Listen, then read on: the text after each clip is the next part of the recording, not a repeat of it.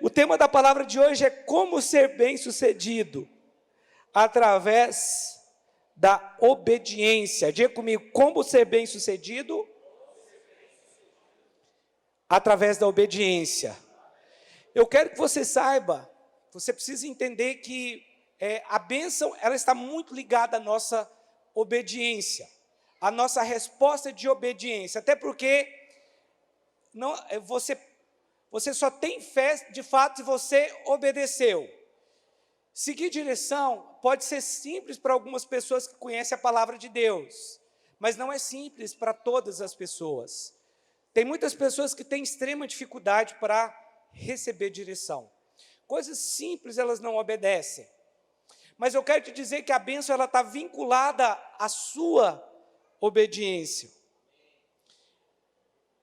A obediência certamente é a maior expressão da fé. Entender sobre isso é fundamental. E uma das coisas que me fez crescer em Deus foi ter lido um livro, quando eu me converti, do Atmani, que falava de obediência. Aquele livro, ele mudou a minha perspectiva a respeito de obedecer. Você precisa entender que você é alguém que tem livre-arbítrio. Você tem o poder de decidir. Mas sempre é melhor decidir obedecer a Deus. Amém? Você precisa usar o seu livre-arbítrio de acordo com a palavra de Deus. E há níveis de obediência. Há pessoas que caminham no nível de obediência, mas outros caminham no nível de obediência ainda maior. E cada um desses níveis, eles têm bênçãos, algum tipo de bênção vinculada ao nível da obediência. E eu quero falar sobre isso nessa manhã, porque você entender o poder que tem obedecer, certamente você vai ser alguém mais obediente. De modo geral, essa igreja é uma igreja que sabe receber direção, é uma igreja que está junto nos projetos.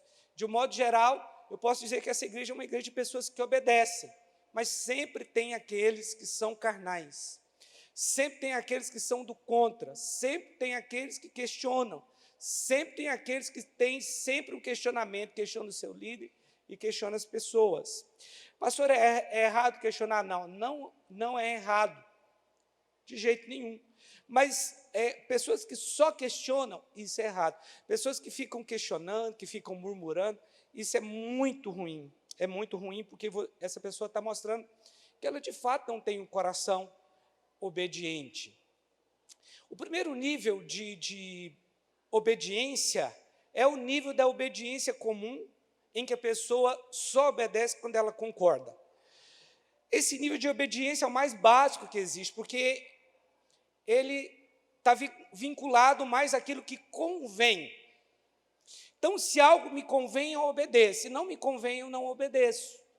Mas esse não é o tipo de obediência que nós temos que ter, porque esse tipo de obediência o ímpio também tem.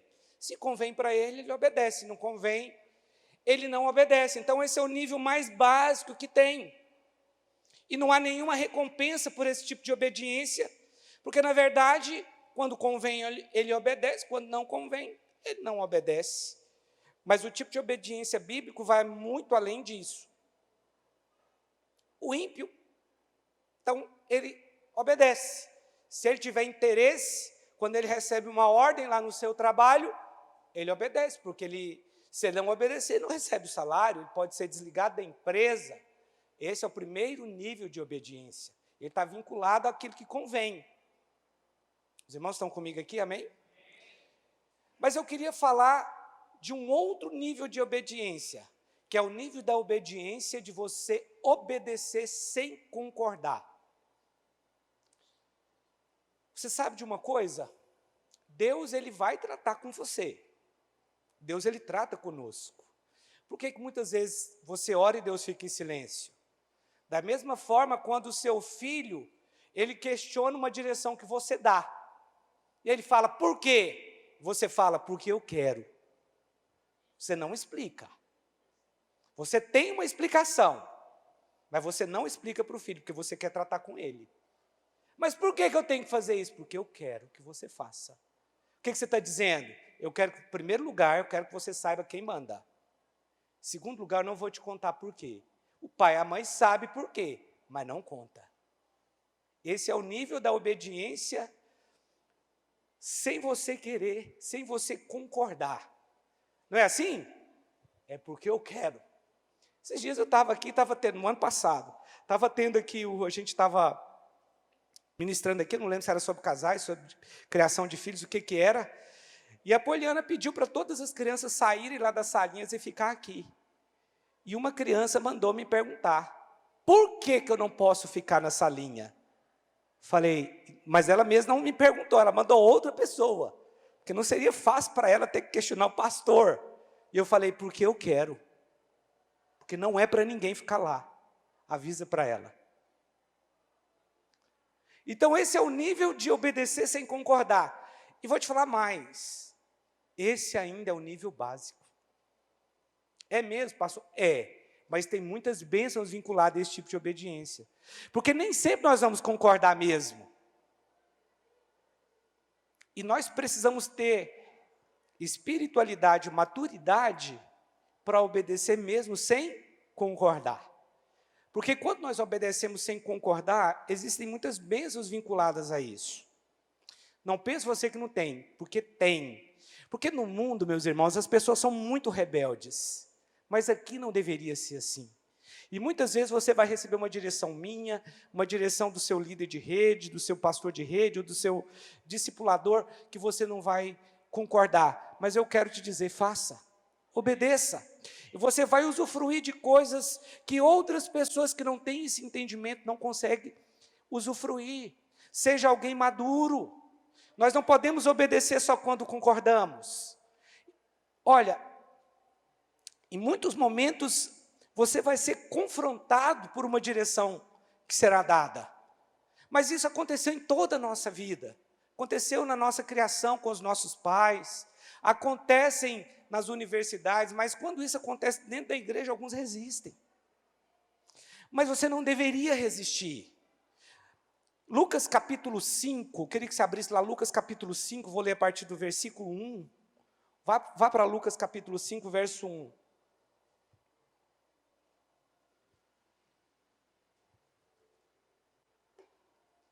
Lucas capítulo 5, versículo 1.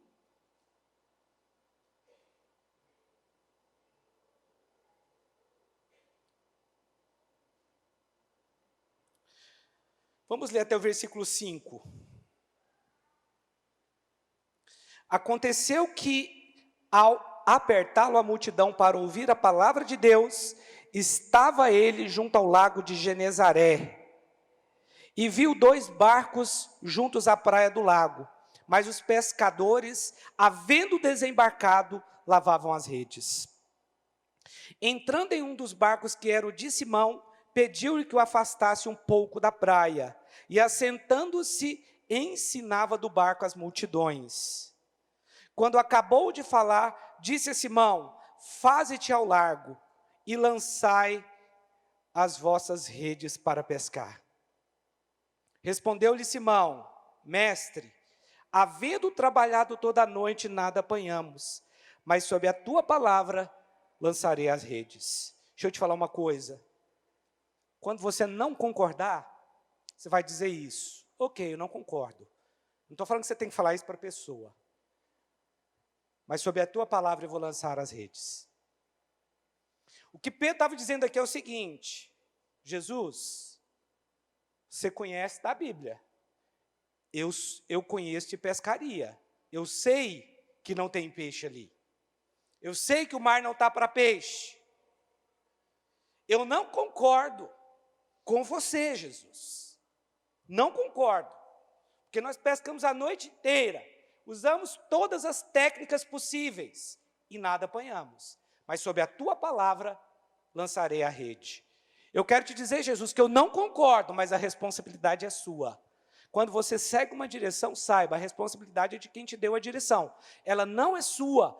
O seu papel é obedecer sem concordar. O que Pedro está dizendo é, eu não concordo, porque eu sou profissional. Eu não concordo, porque eu vivi minha vida inteira pescando. Eu sei que nós não vamos pegar nada, mas sob a tua palavra, lançarei a rede. Então, sobre a palavra do seu líder, lança a rede. Sobre a palavra do seu líder, lance a rede. Porque seguir uma direção quando nós não concordamos é difícil. Isso trata com o nosso ego. Isso trata com as nossas vontades. Sim ou não? Porque você tem outra opinião. Trata. Mas eu vou te falar uma coisa, isso é totalmente espiritual. E só pessoas maduras na fé obedecem sem concordar. Mas qual é o resultado disso? Qual que é o resultado de obedecer sem concordar? Porque essa é uma parte difícil. Mas esse é um nível de fé que muitos estão ainda nesse nível. Eles ainda estão no nível de obedecer sem concordar, o que é uma coisa boa. Mas ele não é um nível totalmente maduro ainda. É de Deus. Porque muitas vezes nós seremos contrariados mesmo. Agora vamos ver o que aconteceu, qual que é a conclusão, qual que é o resultado de você obedecer sem concordar. Olha o que diz o verso 6. Isto fazendo, apanharam grande quantidade de peixes e rompia-se-lhes as redes. Foi algo tão grande que aconteceu, um milagre tão grande, tão inesperado, que a palavra diz que quase que a rede se rompeu, de tantos peixes que eles pescaram. Então pensa o quanto aquele barco foi abençoado. Imagina, eles puderam vender aqueles peixes por uma grande quantidade quando chegaram na cidade. Esse contexto é que eles estavam em Cafarnaum, que foi onde Jesus ficou por mais tempo ministrando a palavra, e onde ele também operou mais sinais. Mas ali teve uma multiplicação, que foi um dos primeiros milagres, naquele lugar ali. Então, deixa eu te falar uma coisa, quando você obedece sem concordar, você vai experimentar multiplicação de peixes. Você vai pescar muito. Meu irmão, a bênção está em seguir direção. Não importa se você concorda ou não, mas a bênção está nisso. Mas tem mais, olha o verso 7. Olha aqui, versículo 7 agora. Então fizeram sinais aos companheiros do outro barco, para que fosse ajudá-los. E foram e encheram ambos os barcos, a ponto de quase irem a pique. Quando nós obedecemos sem concordar, qualquer pessoa que estiver ao nosso redor, elas vão participar da bênção que está sobre nós. Então, quando você obedece, mesmo sem concordar, sua família participa também. Você acha que você vai ganhar seu filho para Jesus falando mal dessa igreja aqui? Seu filho está vendo você falar mal de nós? Você vai perder seu filho. Não faça isso. Se quer conversar você e sua esposa, fecha a porta do seu quarto lá. Ok? Fale aquilo que você não concorda, você e seu esposo. Mas não fala isso na frente dos seus filhos, senão você vai perder eles. Aqui é o contrário, está falando que aquele que obedece, sem concordar, o que foi o que Pedro fez, até os que estavam ao redor deles também foram cheios de multiplicação de peixe. É murmurando contra esta igreja, falando mal dos pastores dessa igreja que você acha que vai prosperar? Não, é obedecendo sem concordar. Se ela fica lá murmurando contra nós, você já perdeu sua família, não faça isso. Você não é sábio. Isso não é algo sábio. Eu me lembro de um pastor que ele falava muito mal da igreja. E falava isso dos problemas que a igreja tinha perto dos filhos. Tinha 2 filhos. Os 2 filhos desviados hoje. Cresceu pensando o quê? A igreja não presta. Olha lá o que o pastor faz. Olha lá o que o líder fez. Tem coisas que é você e sua esposa no seu quarto. Estou dizendo que você não pode falar, nem deveria, mas quer desabafar entre os 2, vai para lá, conversa. Mas nós precisamos, meu irmão, obedecer mesmo quando não concordamos. Porque se você obedece só quando você concorda, você está pior que o ímpio, que você está aqui ouvindo todo dia. E o ímpio faz isso até melhor que você. Você não precisa concordar com tudo, você só tem que obedecer. Isso é de Deus. Eles chamaram outros barcos, e a palavra fala aqui, ó, na parte B do versículo, e foram e encheram ambos os barcos, a ponto de quase irem a pique. Eles fizeram um sinal para um outro barco, o outro barco veio, e ambos quase não conseguiram levar os peixes para a praia. de tanto que estava cheio. Você quer ser abençoado? Obedeça sem concordar. Esses dias eu li uma frase que eu preciso... Fiquei, meu Deus, mas que frase mais poderosa. Que frase poderosa. Às vezes nós temos que concordar em discordar. Estava lendo um livro e a Bíblia fala sobre isso, a respeito dos pais da igreja. Um dos pais da igreja, ele, em defesa do evangelho, ele disse isso para o pastor da igreja de Esmirna, chamado Policarpo. Ele falou que nós tínhamos que concordar em discordar. Nós estamos com a videira, e nós concordamos em discordar das doutrinas da videira. Eu concordo em estar com eles, mesmo discordando deles. E eles também concordam em estar conosco, em deixar. Nós usufruímos da bênção que está sobre eles, eles concordam em discordar conosco, porque eles sabem que a nossa doutrina é diferente. Muitas vezes nós temos que concordar em discordar. É uma frase muito poderosa. Isso é o quê? Maturidade. A videira tem que ter maturidade para concordar em discordar conosco, que nós é a mesma coisa. Ou você acha que todas as vezes que nós vamos em um congresso lá, uma conferência lá, nós concordamos com tudo que eles falamos? Não. E nem eles também têm que concordar com tudo que nós falamos. Mas o que é principal, nós concordamos. Nós concordamos na Trindade, nós concordamos com o Espírito Santo, que o Espírito Santo é uma pessoa, que a salvação é em Jesus. Nem a videira e nem nós acreditamos que você tem que guardar sábado, que tem que viver na lei, porque isso não é bíblico, né? No nosso tempo, na nova aliança. Então, nós estamos concordando em discordar. Muitas vezes você vai ter que concordar em discordar, mas vai ser bênção para você. Então, deixa eu te falar uma coisa. Não fala mal de nós lá na sua casa, não. Receba no seu coração o que eu estou falando aqui. Porque você está afastando seus filhos de nós.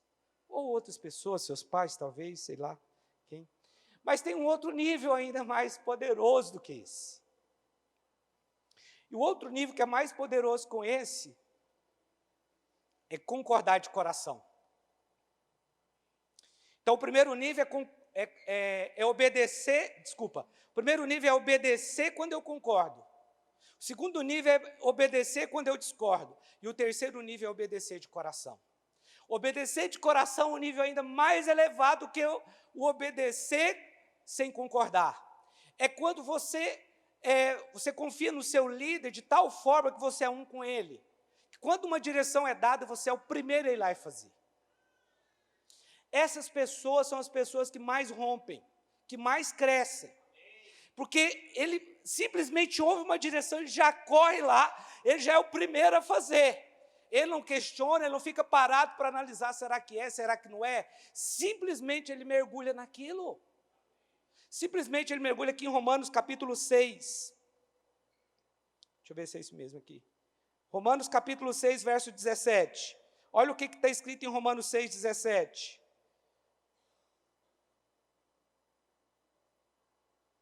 Olha o que diz.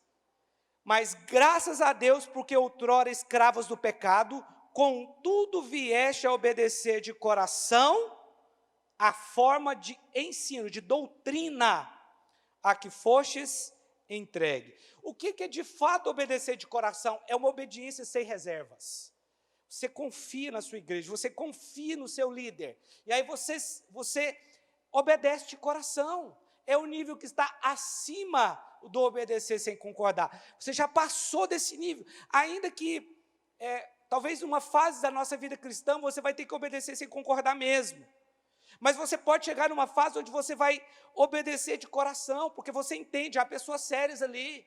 O meu líder é alguém sério, confiável, é um trabalhador, é uma pessoa que ora, é uma pessoa que busca a Deus, que tem um bom testemunho diante de nós, diante da igreja, mas também diante dos que estão fora. Então esse é um homem a quem eu quero seguir, porque, meu irmão, na Bíblia, tudo é uma questão de discipulado, de você olhar para alguém, de você seguir o exemplo dessas pessoas, desses grandes homens de Deus. Hoje nós estamos imitando a fé dos nossos antepassados, dos pais da igreja, mas também daqueles que foram usados por Deus para nos salvar, dos apóstolos que escreveram o Novo Testamento. Então, havia uma obediência lá na igreja primitiva, que era uma obediência de coração. E é disso que Paulo está falando. Ele fala o seguinte: olha, quando vocês estavam lá no mundo, não havia obediência, mas agora eu louvo a Deus, porque vocês estão obedecendo de coração, vocês estão se lançando para aquilo que tem que ser feito, vocês estão obedecendo a forma de ensino da doutrina. É se lançar, é se jogar, é realmente se doar para aquilo que tem que ser feito. É isso, é obedecer de coração, é você ter total confiança no seu líder. Pastor, mas homens erram, mas se o seu relacionamento tiver essa desconfiança, você não vai romper. Você não pode ver um casamento pensando assim: nossa, um dia essa mulher pode me deixar. Pelo amor de Deus, isso não é um casamento, isso é um tormento. Você vive relacionamento confiando.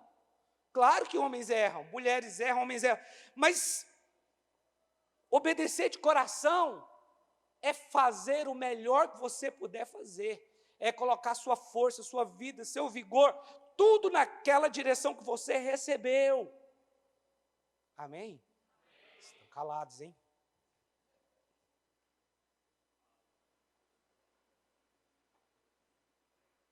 Obedecer de coração é ter o mesmo espírito de fé que o seu pastor tem. 2 Coríntios capítulo 4, verso 13, olha o que diz, 2 Coríntios 4, 13. Então, meu irmão, se lança naquilo que você foi instruído. Hoje é célula forte, então, ok, célula forte enche a casa, então célula forte enche a casa. Vamos trabalhar. Mas não estou falando isso por causa do célula forte, não. Isso aqui se aplica em tudo na sua vida. Se você for alguém obediente, você vai certamente prosperar muito. 2 Coríntios 4,13 diz: tendo, porém, o mesmo espírito de fé. O que é isso? É obedecer de coração, né? Como está escrito: eu criei, por isso é que falei. Também nós cremos, por isso também falamos. Células fortes? Células fortes? Nós estamos no mesmo espírito de fé. Quando uma igreja anda no mesmo espírito de fé, ela é imparável. Quando nós decidimos obedecer de coração, nós veremos milagres. Você quer ver milagres? Obedeça de coração. Vou levantar a bola do pastor Jonathan aqui, mas o Jonathan é a pessoa assim, eu falo qualquer coisa, ele é o primeiro a colocar em prática. Faz reunião. O Jonathan já corre lá e já faz uma reunião. Irmãos, aquele dia, tanto de gente da rede do Jonathan que subiu aqui. Obedece de coração. Não é só ele não, tem outros aqui. Nós somos uma igreja que tem irmãos líderes aqui desde o começo dessa igreja, desde o dia que ela começou, desde o primeiro dia, estão aqui até hoje. Irmãos obedientes, mas eu falo do Jonathan que ele é rápido. Ele não espera 2 semanas, 3 semanas. Faz reunião, já marca, já sai, reunião, já começa. Vai rápido. Isso é obedecer de coração, é confiança. Você precisa ter esse coração. Olha, e dentro desse obedecer de coração, eu queria chamar a sua atenção para um texto, está em Gênesis, capítulo 12, verso 1. Deixa eu ler para você aqui, Gênesis 12, 1. Ora, disse o Senhor a Abraão: sai da tua terra, da tua parentela, sai da tua terra, da tua parentela e da casa de teu pai e vai para a terra que te mostrarei. Imagina você, porque aqui Abraão é um exemplo de alguém que obedeceu de coração. Porque Abraão, Deus falou com ele, a Bíblia não dá muitos detalhes de como foi isso, se Deus já tinha aparecido para ele numa outra ocasião, se já estava falando com ele, mas Deus dá uma direção para ele. Abraão, sai da tua casa, sai da tua terra, sai da tua parentela e vai para uma terra que eu te mostrarei. Pensa o tanto que isso é difícil.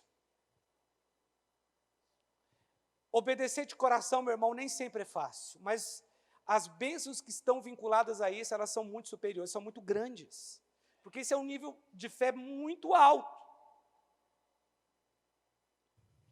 Abraão, ele teve que deixar a família dele. Deixar a família não é algo fácil. Tem pessoas que nunca querem sair de Goiânia porque a família está aqui. E tem que ser respeitada, é a fé dessa pessoa. Mas o que Deus falou para ele? Deixa a sua família. Sai de perto deles. Sai da tua terra. Da tua parentela. Sair da sua terra significa que você vai ter que deixar a sua cultura para trás. Significa que você vai ter que conversar com outras pessoas em outra língua, o que é muito difícil. Porque quando você está num outro país, que você não sabe comunicar, você não sabe conversar, você quase explode. É difícil. Você tenta falar alguma coisa, mas você não consegue falar. Você não consegue se expressar. Você precisa falar, nós precisamos falar, especialmente as mulheres, né? Sim ou não? Glória a Deus. É bom. Agora, sai da sua terra, da sua parentela, vai para uma terra que eu te mostrarei. Você sabe o que é esse sair sem rumo? Sem rumo nenhum, você não sabe para onde você está indo? Mas como é que é lá? Deus não falou. Não falou. Lá é uma terra assim tão maravilhosa. Como é que é? Como é que vai ser isso?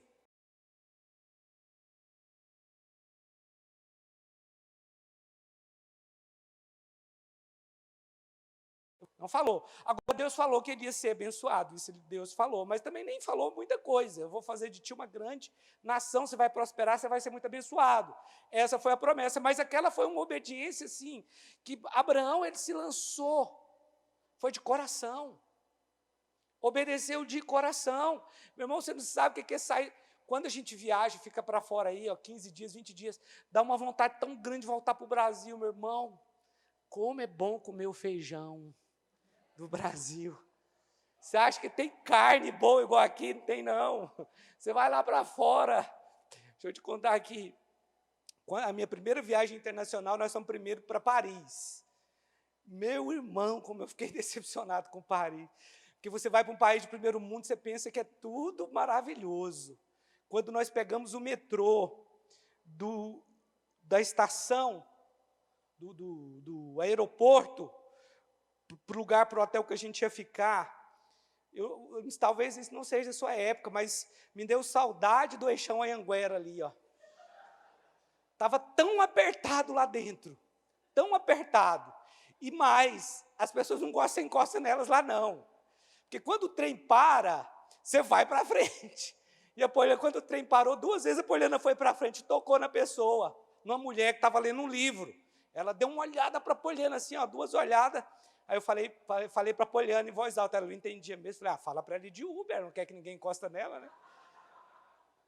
Beleza, mas tudo bem. Aí a gente andou na cidade, legal, muito mais mendigo que aqui no Brasil, ambulante, na torre lá, os ambulantes conversam em português para te dar golpe, as pessoas ficam lá na Sacré-Cœur, que é a parte mais alta, uma igreja que tem lá, está cheio de gente esperando para colocar uma pulseirinha, tipo aquela Senhor do Bonfim lá de Salvador, para te dar um golpe, que se deixar colocar, você vai ter que pagar em euro para ela, é uma coisa incrível.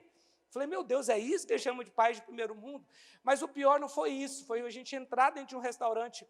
Nós estávamos com o primo da Poliana, entramos num restaurante, e aí o cardápio lá, você não conhece muito bem o cardápio, o primo da Poliana explicou para nós, falou, não, eu quero essa comida aqui com carne de cordeiro. Quase você não acha carne lá, mas é uma carne tão ruim. Quando eu fui na cozinha, que eu olhei a cozinha, que eu vi as pessoas trabalhando na cozinha, eu falei, misericórdia. Vou nem falar de que nação que era eles, não, para não discriminar, mas quando eu vi, Senhor, meu Deus. E aí eu estava comendo uma comida tão ruim, péssima, mas ruim mesmo. Um cachorro de rua. Irmãos, era grande, eu tenho a foto. Lá dentro do restaurante. Ele entrou, ninguém mandou o cachorro sair. Hoje aqui no Brasil está normal, cachorro de estimação entrar nos restaurantes. Nem é muito normal ainda, mas tem. Mas eu nunca tinha visto isso no Brasil. E eu falei, alguém vai mandar esse cachorro sair. Eu comi só um pouquinho mesmo, que a comida estava ruim. Estava ruim. Só um pouco. E você via que era comida assim, de anteontem. Mas ok. Você está lá em Paris, é a terra da alta gastronomia. Da alta gastronomia. E aí, quando eu fui embora, o cachorro estava lá dentro ainda. Ninguém tinha mandado o cachorro sair. Falei, não, eu sei, eu não vejo no Brasil. Nós estávamos, quando a gente estava preparando para subir lá na Sacré-Cœur, que é um morro, né? De lá você tem a visão praticamente toda a cidade de Paris. Aí antes tinha uma ruazinha que é semelhante a 44 aqui, só que 10 vezes pior. Eu vi uma mulher, porque ficava aquele tanto de roupa amontoada assim, a promoção era 5 euros. E eu vi quando a mulher levantou uma blusa, e no meio da blusa tinha um buraco, que foi feito, parece que de ferro que foi passar, e ficou um buraco no meio. É isso que eles vendem lá, é isso que eles chamam de primeiro mundo. É isso que eles chamam de primeiro mundo. Mas você está na sua terra, comer o seu feijão, a sua carne, o seu churrasco, o seu pão de queijo, pamonha. Ah, meu irmão. Ah, meu irmão. Ninguém faz churrasco igual brasileiro. Aquele feijãozinho assim cremoso, a pamonha, o pão de queijo. Quando eu cheguei no aeroporto de São Paulo, irmãos, o aeroporto de São Paulo, as coisas é muito mais caro que na Europa, muito mais. Eu lembro que eu paguei caro por 5 pão de queijo pequenininho assim, ó. Mas eu não importei. Estava numa vontade de comer pão de queijo. Tinha ficado, acho que 15 dias fora só. Agora, você imagina Abraão. Ele nunca mais ia voltar para a terra dele. Nunca mais. Sai da sua terra. Vai para um lugar que eu vou te mostrar. Não sabia onde, para que lugar, para que rumo, norte, sul, leste, oeste. Ele foi, ele obedeceu. A palavra diz que Abraão não só ficou riquíssimo, mas também influente. A tal ponto de todas as gerações, depois de Abraão conhecê-lo, chegou até nós aqui. Isso aconteceu há 4.000 anos atrás. Mas até hoje nós falamos de Abraão por causa da decisão de fé que ele tomou, porque ele se lançou, porque ele obedeceu de coração. Há muitas bênçãos vinculadas a isso, ao obedecer de coração. Ele deixou família, deixou a sua comida, a sua língua, o seu emprego. Irmãos, não é fácil. Tudo para obedecer de coração. É um nível muito alto. Mas é possível em Deus. Amém? O quarto nível. Quando você acha que o nível de obedecer de coração é o mais alto, vem outro. Você acha que talvez nem existe, mas existe. Obedecer quando nós perdemos. Obedecer diante de uma tragédia. Obedecer quando algo dá muito errado. Mesmo quando você recebeu uma palavra de Deus. Ah, mas quando eu recebo uma palavra de Deus, as coisas podem dar errado? Pode. Pode dar errado. Mas como é que fica a nossa obediência? Quando nós somos derrotados depois de uma palavra de Deus que nós recebemos. Como que fica a nossa obediência depois da perda de uma pessoa querida? Depois de um trauma? Depois de um evento trágico? Como fica a nossa obediência quando as profecias, aparentemente, a nosso respeito, falharam? Quando Deus fala, faz, você faz e dá errado. Pastor, mas isso existe? Existe. Existe. Mesmo assim, nós temos que obedecer. Mesmo assim, nós precisamos continuar obedecendo. Porque quando Deus nos dá uma palavra, eu vou tomar aqui agora o que o pastor Jonathan falou aqui semana passada. Não importa como nós começamos, mas como nós terminamos. Quando Deus te dá uma palavra, as coisas podem dar errado e muito errado. E muito errado. Mas o que importa é como termina. É isso que conta. Não como começa. Juízes capítulo 20, abra sua Bíblia, Juízes capítulo 20, verso 17. Juízes 20, 17. Eu preciso, antes, contar para você o que aconteceu aqui, para eu não ter que ler muita coisa, a gente perdeu um tempo precioso aqui. Mas o que aconteceu aqui nesse contexto é que um levita, ele tinha subido para a região de Judá, e ele estava fazendo uma viagem, e ele chegou a uma cidade benjamita chamada Gibeá. E esse levita não quis passar a noite em outras cidades, mas ele quis passar em Gibeá, porque aquela era uma cidade dos irmãos dele, judeus, dos hebreus. Mas quando ele chegou em Gibeá, alguns homens maus de Gibeá, da tribo de Benjamim, saíram contra ele, na casa que ele estava hospedado, e abusou da esposa dele, e a matou. Aquele homem, quando chegou na sua terra, ele pegou o corpo da sua mulher, levou para a sua terra. Quando chegou na sua terra, ele cortou em 12 pedaços e enviou para as tribos de Israel, falando o que tinha acontecido. Essa época era a época dos juízes ainda. Então, todo Israel se reuniu para lutar contra aqueles homens maus de Benjamim. E todos os homens de Israel se reuniam em um só exército. Eram mais de 400.000 soldados que reuniu contra Gibeá, que era uma cidade de Benjamim. E eles chegaram lá e falaram o seguinte: ei, nos entrega os homens que cometeram esse crime, porque isso jamais aconteceu, desde que nós saímos do Egito, isso jamais aconteceu nas tribos de Israel. Nos dá esses homens, para que sejam punidos. Mas a tribo de Benjamim, ao invés de entregar aqueles homens pecadores, eles se levantaram como exército e falaram: não vamos entregar, não vamos. Se quiser, vem guerrear contra nós. E os soldados de Benjamim eram muito habilidosos. A Bíblia diz que tinha 700 deles que eram canhotos e que conseguiam acertar como afunda um fio de cabelo. Eram muito habilidosos. Mas eles eram aproximadamente aí 26.000 pessoas, a tribo. E se reuniram todos em Gibeá. E era contra 400.000. Vamos ver o que aconteceu aqui. Versículo 17. Contaram-se dos homens de Israel afora os de Benjamim 400.000 homens que puxavam da espada, e todos eles homens de guerra. Levantaram-se os israelitas, subiram a Betel e consultaram a Deus. Diga comigo, consultaram a Deus, dizendo: quem dentre nós subirá primeiro a pelejar contra Benjamim? Respondeu o Senhor: Judá subirá primeiro. Pode passar. Levantaram-se, pois, os filhos de Israel pela manhã e acamparam-se contra Gibeá. Pergunta que eu tenho para você: foi Deus que falou? Foi, não é pegadinha não, foi Deus que falou mesmo. Olha o versículo 20. Saíram os homens de Israel a peleja contra Benjamim, e junto a Gibeá se ordenaram contra ele. Então os filhos de Benjamim saíram de Gibeá e derrubaram por terra naquele dia 22.000 homens de Israel.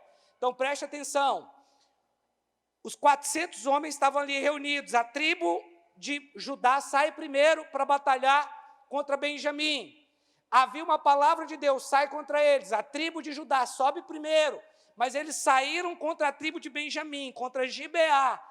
E naquele dia, 22.000 soldados morreram. Primeira derrota. Mas eles estavam sob a palavra de Deus. Mas mesmo assim foram derrotados. Vamos continuar.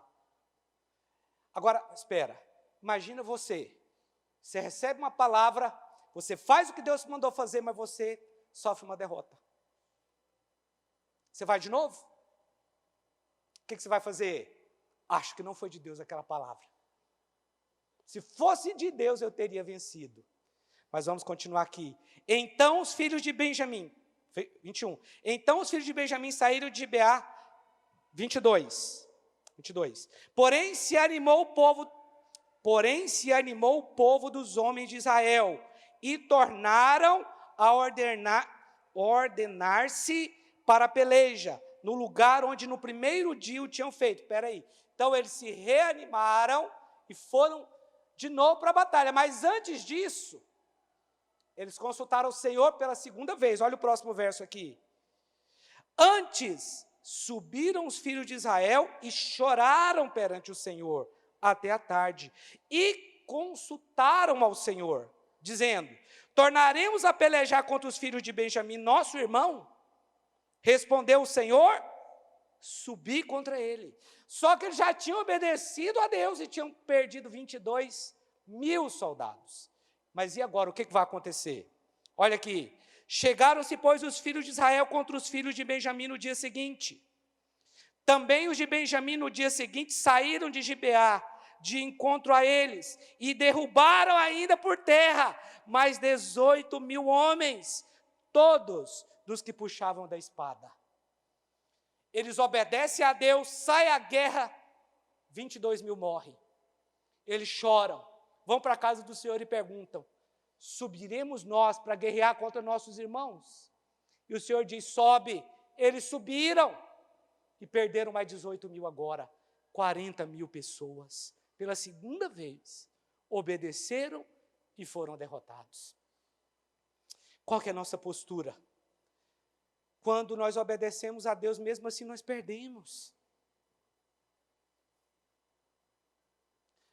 Mas para nós é simples, perdeu 40.000 soldados, mas não era para eles. Quem você acha que eram esses soldados aqui?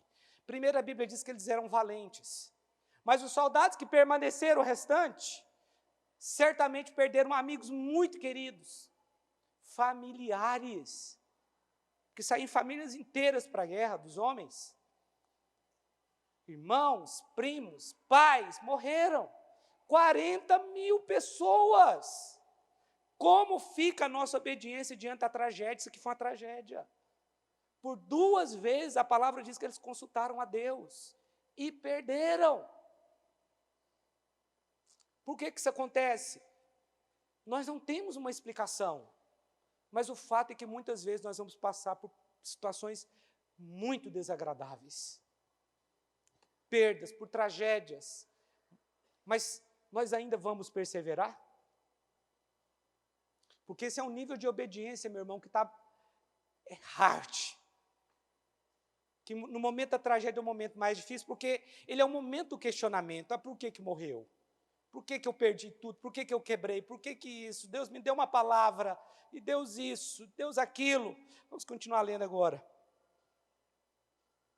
Então todos os filhos de Israel, todo o povo subiram e vieram a Betel e choraram, e estiveram ali perante o Senhor e jejuaram aquele dia até a tarde.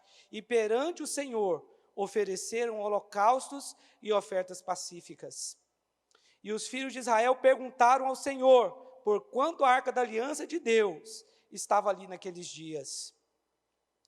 E Finéias, filho de Eleazar, filho de Arão, ministrava perante ela naqueles dias, dizendo: tornaremos a sair ainda a pelejar contra os filhos de Benjamim, nosso irmão, ou desistiremos? Eles estavam debaixo de uma palavra. Saíram a primeira vez debaixo de uma palavra de Deus, perderam. Saíram a segunda. Você sairia a terceira vez? Olha o nível de obediência desses homens. Qualquer um de nós teria falado: não, peraí, isso não vem de Deus. Olha aqui, respondeu o Senhor: subi, que amanhã eu os entregarei nas vossas mãos. Então Israel pôs emboscada em redor de Gibeá.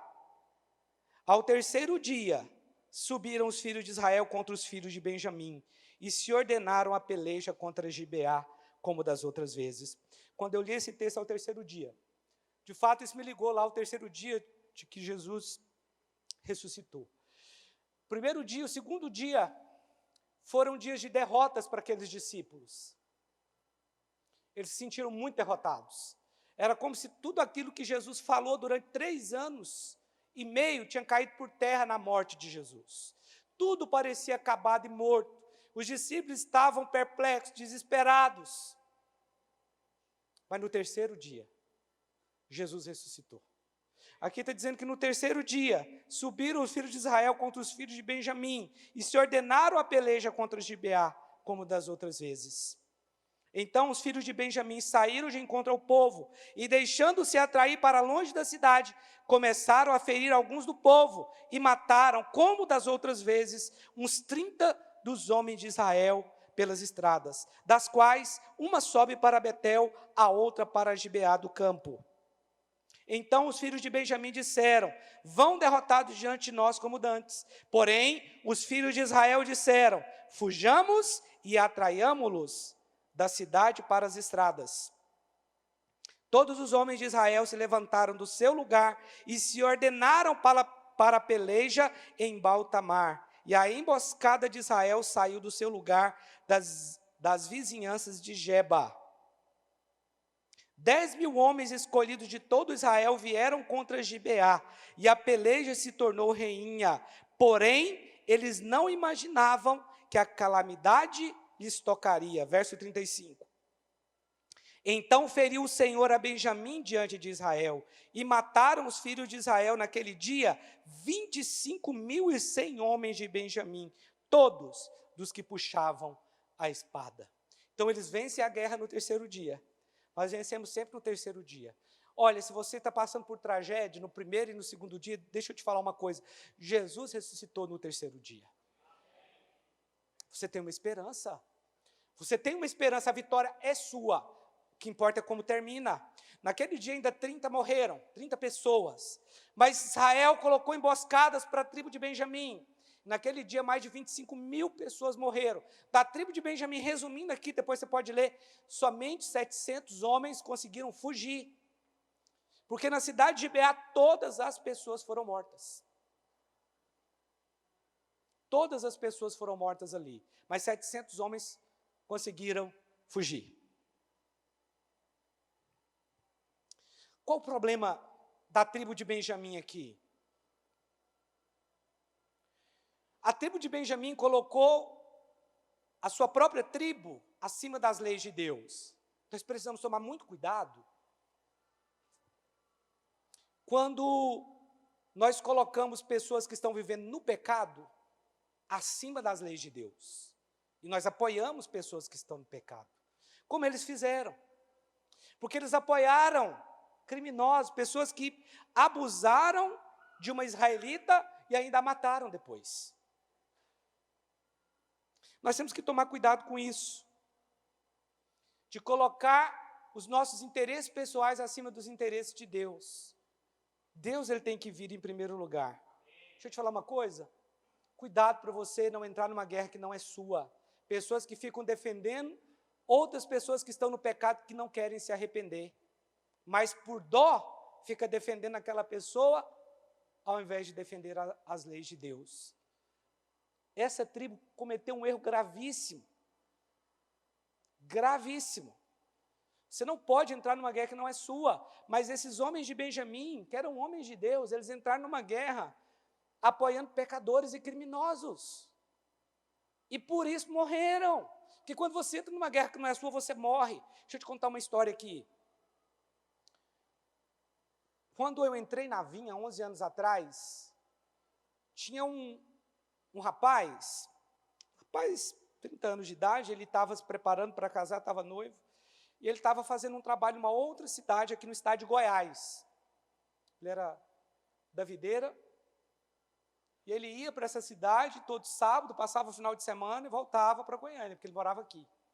E aí ele se casou logo depois e foi morar com a esposa nessa cidade, nessa outra cidade do interior de Goiás aí, porque eles tinham começado uma igreja, a igreja estava crescendo, prosperando, era uma igreja muito parecida com a nossa até, Domingo Kids muito bom, a esposa desse cara era médica, ela era médica lá na cidade, tinha um bom salário, andava de caminhonete, tudo que você imaginar que eles podiam ter, eles tinham, dentro, claro, do salário que ela ganhava, mas ela tinha uma vida muito boa. Mas esse cara, ele entrou numa guerra que não era dele. E ele começou a falar mal do pastor Aloísio. Mas eu me lembro, quando a gente chegou em Goiânia, o nosso supervisor era o pastor Naor. Na época ele supervisionava ainda igrejas. Hoje ele supervisiona supervisores. Na época era o pastor Naor. Eu lembro que um dia, esse irmão estava na reunião, porque ele fazia parte da mesma supervisão, e o pastor Naor falou assim para ele, fulano, o pastor Aloísio mandou te falar que se você não quiser ir lá para a cidade tal, você pode ficar aqui que ele quer honrar você. Ele vai pagar um salário melhor para você, você pode ficar aqui na igreja. Em outras palavras, o pastor Aloísio vai fazer de você um pastor aqui, alguém bem sucedido. Passou não muitos anos depois disso, creio que 6 anos, 6, 7 anos. O cara se levanta contra o pastor, naquela onda que teve daquele cara falando mal. E ele ouviu uma pessoa falando que o pastor Luiz roubava a igreja. Ele entrou numa guerra que não era dele. O nosso pastor Francisco, esteve na casa dele, lá na cidade, e falou, rapaz, o que você está fazendo? olha, sua igreja tá... Aí ele falou, vou embora para os Estados Unidos, não acredito mais na videira, não sei o que tem, papapá, e videira é isso, o pastor Luiz roubou. Meu Deus, o pastor falou para ele, rapaz, não faz isso, muda esse discurso seu. Você está indo embora para os Estados Unidos, então faz o seguinte, fulano, vai para a igreja lá, não quero saber de videira, não quero saber de pastor Luísio. Irmãos, entregou a igreja para outro irmão, foi embora para os Estados Unidos. Quando bateu lá nos Estados Unidos, ele teve uma briga tão feia com a esposa dele, teve que voltar para cá. A esposa dele abriu um processo contra ele para ele nem chegar perto dela mais. E nem do filho, que ele já tinha um filho. Resumindo, o cara hoje, que antes andava numa caminhonete, com todo respeito a quem trabalha de Uber, mas ele é Uber hoje.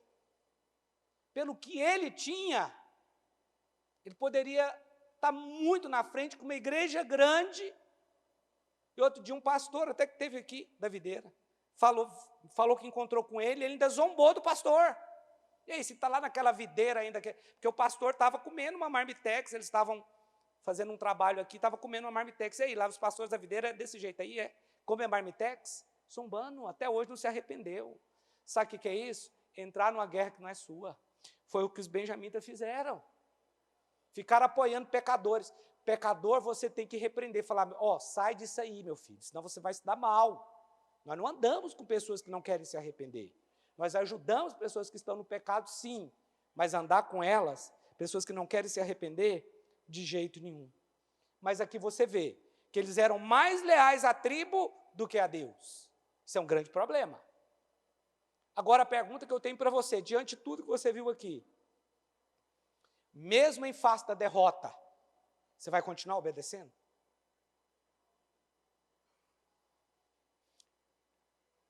E quando 2 vezes você é derrotado? E detalhes, eles estavam debaixo de uma palavra. E foram derrotados 2 vezes. 40 mil pessoas morreram. Você pode perguntar, mas para que isso? 40 mil pessoas morreram. Mas eles, mais uma vez, pela 3ª vez, subiram e perguntaram, subiremos nós, Senhor, contra os nossos irmãos de Benjamim? Deus falou, sobe, porque amanhã eu vou entregar eles nas mãos de vocês. Moral da história é que eles venceram aquela batalha. Deixa eu te falar uma coisa. Persevera na palavra que Deus deu para você. Nem sempre quando a palavra é liberada as coisas vão acontecer automaticamente. Quando Deus deu uma palavra para Moisés para libertar aquele povo, muitos dias o coração de Faraó endurecido. E quando ele fazia um milagre diante de uma palavra de Deus, a situação dos escravos piorava. Porque os encarregados de colocá-los para trabalhar aumentavam a quantidade de serviço. Então, muitas vezes, diante de uma palavra de Deus, as coisas podem até piorar. O problema é que muitos desistem ali, porque eles começam a olhar para o natural e se perdem. E pensam, não foi Deus que falou, mas foi. O importante é como você termina. Foi Deus. Saiba, primeiro dia, terrível. Segundo dia, terrível, derrota. Mas no 3º dia, Jesus ressuscitou. Estava todo mundo triste, desesperado, uma tragédia. Mas no 3º dia houve a ressurreição. E graças a Deus pela ressurreição. Porque o cristianismo, ele não seria o cristianismo se não fosse a ressurreição. Não teria importância alguma. Mas Jesus ressuscitou. E nós também ressuscitaremos com Ele. Amém? Qual que é a conclusão de tudo isso? Não existe fé sem obediência. Não existe unção sem obediência. Não existe unidade sem obediência. Não existe comunhão, harmonia sem obediência. Mas a pergunta, até onde você está disposto a ir? Você está disposto a obedecer? Sim ou não? Então fica de pé.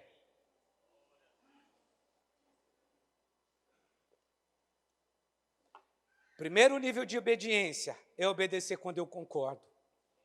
Segundo nível de obediência é obedecer quando eu não concordo. Terceiro nível de obediência é obedecer de coração. Quarto nível de obediência é obedecer em face da perda. Nós precisamos ter esse coração. Amém? Meus irmãos,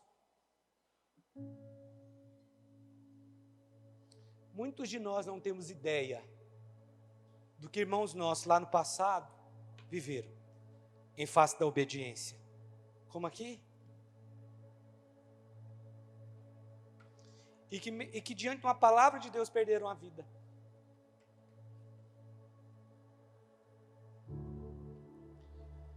Homens que foram poderosos para fazer as doutrinas, os ensinamentos corretos chegarem até nós. Que deram a vida por isso. A obediência a ponte da vida. Esses homens aqui, quando você obedece mesmo em face da derrota, você está disposto a dar a sua vida. Quantos homens de Deus do passado, e até alguns dos nossos dias, eles têm uma obediência nesse nível. Mesmo em face da perda da própria vida, eles continuam a obedecer. E jamais renunciam à sua fé. Esse é um nível tão alto, meu irmão, muito alto mesmo. Poucos, na verdade, estão dispostos a passar por isso. Mas os nossos irmãos lá do passado, muitos foram colocados em arenas para serem mortos por feras. Outros foram como chamas queimados em praça pública para iluminar a cidade. Os cristãos da igreja primitiva, eles eram colocados na cidade de Roma, em outras cidades, quando eram perseguidos. Vários deles, no mesmo dia, eram presos em um poste de madeira. Vários bairros da cidade eram queimados vivos. E a única coisa que eles tinham que fazer para se livrar era negar o nome de Jesus. Mas eles, mesmo em face da derrota e da morte, eles não negavam, se tornavam tochas humanas que iluminavam as cidades. Nossos irmãos foram homens tão poderosos, que mesmo em face da perda da própria vida, continuaram leais à palavra de Deus. A estes homens, creio eu, foi dado a eles um dom especial para sofrer por Jesus. A Bíblia fala disso, que algumas pessoas receberam esse dom. Mas o fato é que de todo jeito, nós precisamos obedecer, mesmo em face da perda ou da derrota. O nosso Deus não mudou e nunca vai mudar. Persevere, porque no terceiro dia você vai ter vitória. Persevere. Mas eles fizeram uma coisa. Nas 3 vezes eles oraram. Quando perdiam, eles voltavam para os pés do Senhor. Eles não ficavam cogitando ou perguntando. Eles iam ao Senhor para consultar ao Senhor de novo. Eles entendiam que por algum motivo eles perderam no primeiro e no segundo dia, mas no terceiro eles estavam lá para vencer.